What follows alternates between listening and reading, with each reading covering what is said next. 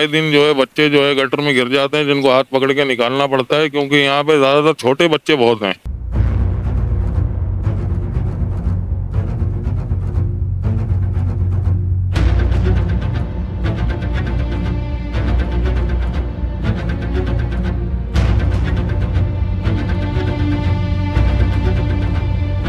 नमाजी परहेजी इधर से कोई निकल नहीं सकता।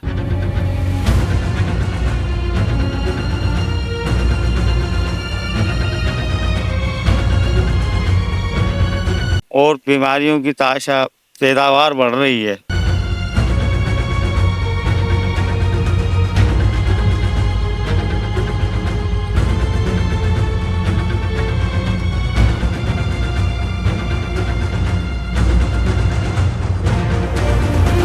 और ये तकरीबन बकरा ईद से जो है हम लोग इस मुश्किलात का शिकार हैं। यहाँ पे तकरीबन आए दिन जो है बच्चे जो है गटर में गिर जाते हैं, जिनको हाथ पकड़ के निकालना पड़ता है, क्योंकि यहाँ पे ज़्यादातर छोटे बच्चे बहुत हैं और कोई हम लोगों की सुनवाई नहीं है। हम लोग इनके ऑफिसों में भी जा जाके धक्के खा के आ गए। आप देख सकते हैं कि यहाँ कितनी गंदगी और तफन फैल रहा है, जिससे मच्छरों की तादाद में बेतहाशा इजाफा हुआ है।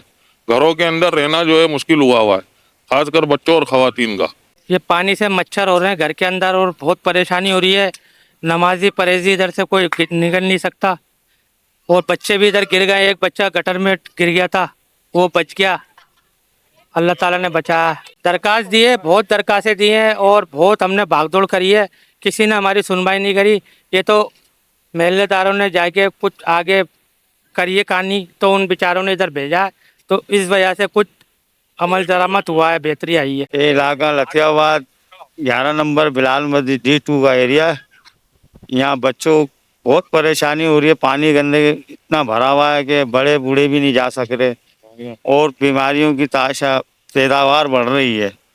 आने बच्चा ना पढ़ने जा सकता है, ना पढ़ के कहीं आ सकता है। बहुत परेशानी हो रही है। घर की फैमिली भी जो है कि सौदा लेने भी नहीं जा सकती, इतना पानी भरा हुआ था गंदा। यहाँ जो काउंसलर क्या है, यहाँ सबको हमने दरखास्त दी है, किसी ने भी कोई सुनवाई नहीं करी है।